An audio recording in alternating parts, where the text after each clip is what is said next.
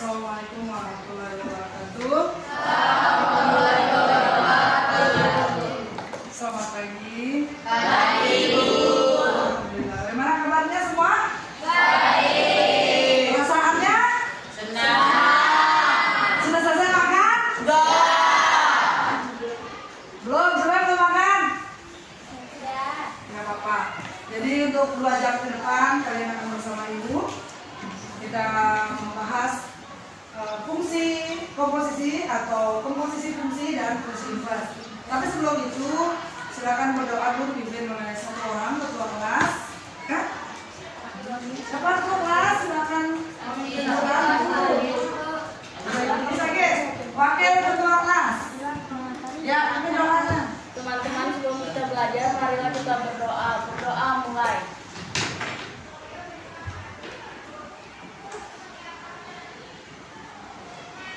Amin. Doa selesai. Terima kasih. Ya. Tarik nafas panjang dulu. Siapa yang merasa capek tadi pas upacara? Udah ada yuk. Kita sudah selesai makan langsung ya. Ya. Oke, karena hari ini silakan atur duduknya. Duduknya yang sopan. Ya. Kesepakatan bersama ketika Ibu mengajar tadi. Yang pertama, boleh makan sebelum Ibu sampai ke tingkat kerelaan 3 laki-laki dan 3 perempuan untuk maju ke depan. Kita akan mengkomunikasikan fungsi itu seperti apa. Kita langsung mencoba. Kita bermain. 3 orang untuk berdiri di depan, laki-laki 3, perempuan 3. Bawa pulpennya. Sukarela. Apa yang dikerjakan tergantung perintah Ibu nanti. Yang lain 3 laki-laki, 3 perempuan. Apa alasan? Boleh, boleh. Kemudian pendapatnya. Kalian, kamu mempunyai relasi nggak dengan pulpenmu? Punya, ya? Oke, baik. Kamu? Punya? Punya? Pulpen seperti apa penggunaannya? Untuk menulis. Jadi pulpen itu memiliki sebuah hubungan. Baik, yang cewek di sini, yang cowok di sana, berhadapan. Atau jarak? Atau jaraknya bisa? Oke. Atau jarak? Tidak minta Ibu. Yang lain yang fokus di sini. Fokus. Sudah. Dengan Ibu baik-baik kita akan menentukan sambil melihat materi apa itu fungsi, apa itu bukan. Tapi yang jelas kalian sudah memahami pengertian dari relasi. Baik. Sambil melihat ini.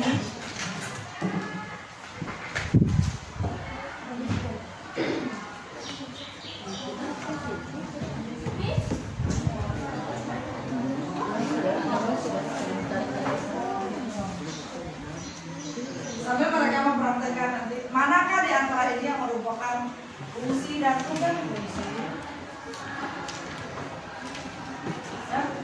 Manakah di antara ini yang merupakan fungsi dan bukan fungsi? Silakan perhatikan ini dulu baik-baik, Bu. Taruh pulpen satu. Enggak apa-apa anak saya. Nah, taruh satu aja. Yang laki nggak usah taruh pulpennya, taruh di sini pulpennya yang laki. Yang laki taruh, yang perempuan saja.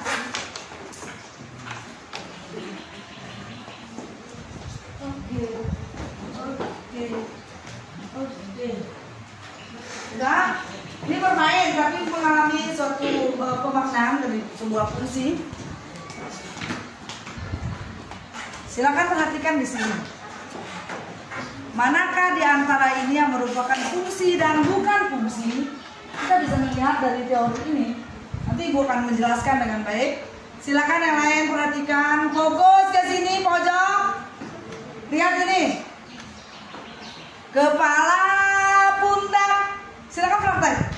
Kepala, pundak, lutut kaki. Kepala, bolpen.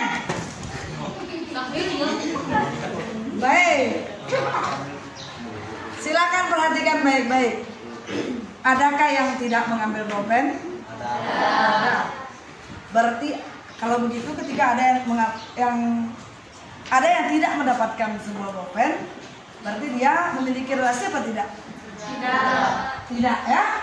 Simpan baik-baik. Ibu akan memasangkan beberapa orang ini. Kebetulan ada 6. Ini juga ada 6. Ini yang ini disebut dengan himpunan A, ya.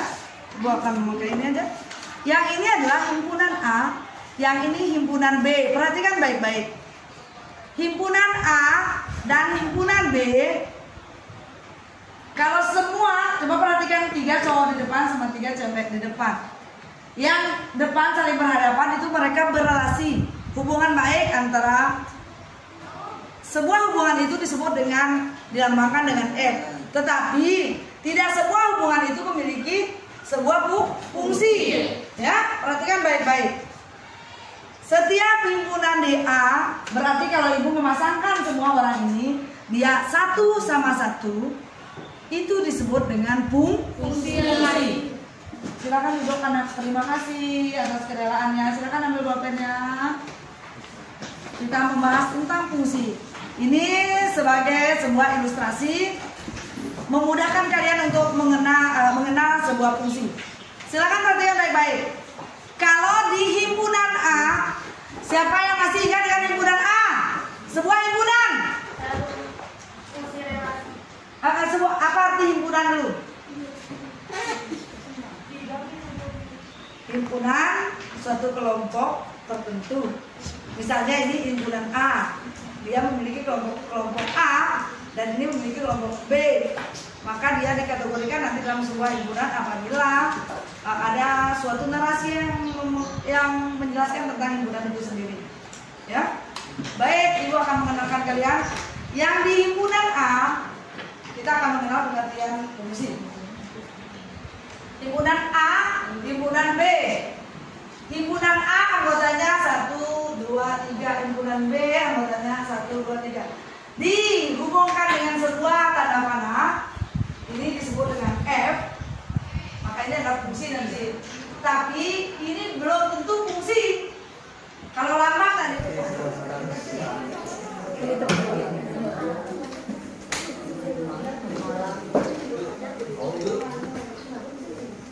oke. Saya membahas beberapa soal dan kalian tentu sudah memahami apa itu fungsi dan bukan fungsi. Ya, apa domain untuk ring dan bagaimana penulisan bentuk matematikanya. Maka kita memperdalam untuk di pertemuan berikutnya. Nah, sekarang karena kalian sudah soal bercerita, nanti sebagai latihan-latihan di rumah kalian harus membahas soal cerita lebih banyak lagi. Karena kemampuan narasi, literasi numerasi harus bisa ini. Ini adalah salah satu contoh soal yang berhubungan dengan literasi numerasi. Berhubung tahun ini sekolah kita itu mengalami penurunan literasinya, maka di pundak kalian lah soal-soal ini harus terjawab dengan baik. Caranya belajar membaca lagi soal-soal cerita itu. Bagaimana perasaannya setelah belajar matematika dengan cara seperti ini?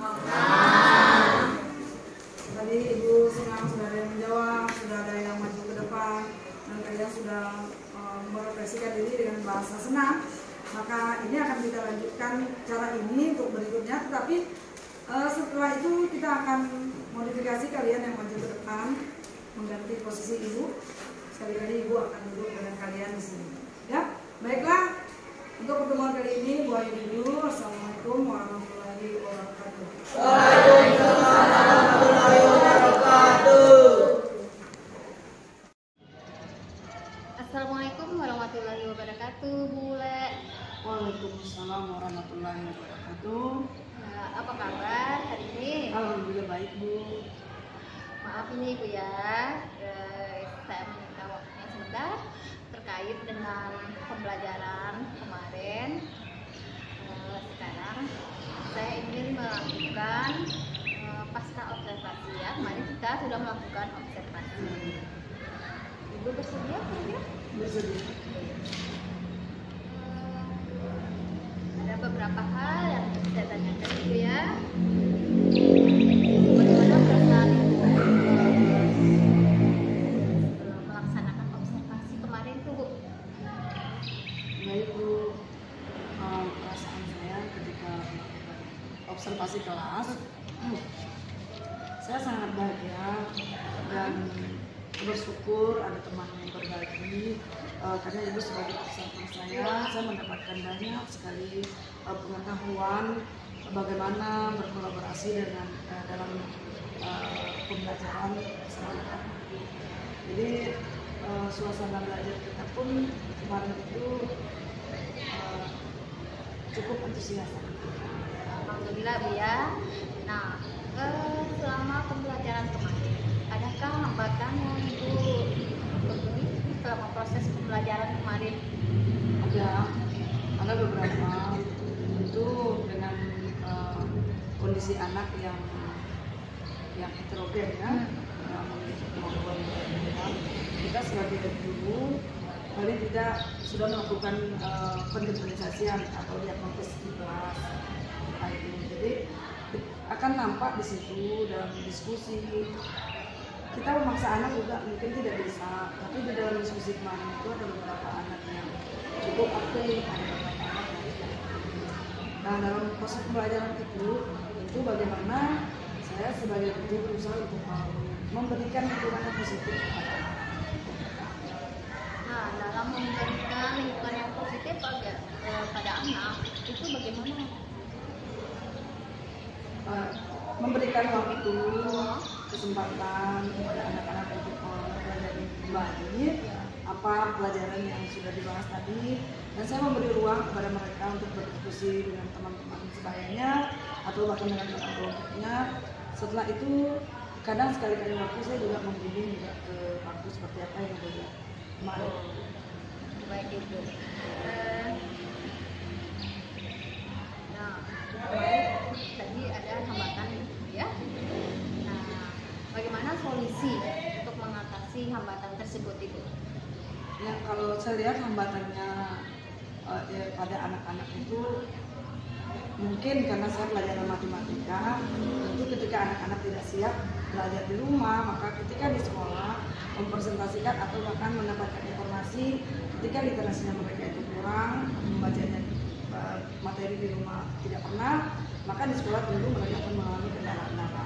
Nah, bagaimana untuk menghadapi permasalahan ini? Tentu ada diskusi antar teman, terus berbagi informasi. Tentu pembelajaran tidak berpusat pada guru. Mereka bisa mendapat, makanya ketika jam matematika saya memperbolehkan mereka menggunakan HP seperti apa yang dilihat kemarin itu. Mereka boleh mencari informasi materi mereka itu di Google. Itu yang pertama. Yang kedua, ketika mereka memiliki buku pegangan, saya memberikan kesempatan kepada mereka. Salah satu cara untuk memberikan solusi hambatan yang kita hadapi, karena pembelajaran itu tidak boleh berpusat pada kita saja. Jadi anak-anak juga harus kreatif juga untuk mencari solusi apa yang mereka hadapi. Jadi mereka menemukan suatu masalah tapi tidak menemukan solusinya. Ibu ya. Nah, untuk ke depan area pengembangannya apa saja Bu? Pengembangan pribadi saya ya baik, pengembangan pribadi saya terhadap anak-anak, saya berharap saya bisa menjadi lebih profesional pelayanan saya kepada mereka. Terus bagaimana cara saya itu biar profesionalnya dapat, maka harus menambah pengetahuan saya sendiri, bisa dengan cara pembelajaran di PMM, terus seminar-seminar itu juga mencari bagaimana metode-metode profesional dalam pengetahuan kita. Nah, dari pengembangan yang Ibu lakukan secara malam ini, kira-kira kapan Ibu bisa terapkan ke anak sebagai follow up yang apa yang Ibu dapatkan dari pelatihan mandiri, baik itu di PMM maupun seminar? Kan pasti nanti ada tindak lanjutnya nih Iya. tindak lanjutnya dia. Nah, Iya betul. Jadi ketika kita mempelajarinya, maka kan setiap jam pembelajaran kita kan memiliki jadwal. Nah, kita boleh menerapkan setiap kali kita masuk. Nah, kebetulan ini untuk eksekusi setelah saya melakukan aplikasi kan sekarang kita meet. Maka berikutnya kita akan mencoba memperbaiki lagi apa kekurangan yang waktu kemarin untuk mendapatkan hasil yang maksimal sesuai dengan harapan saya sebagai guru. Jadi segera mungkin kita laksanakan. oke, baik Ibu.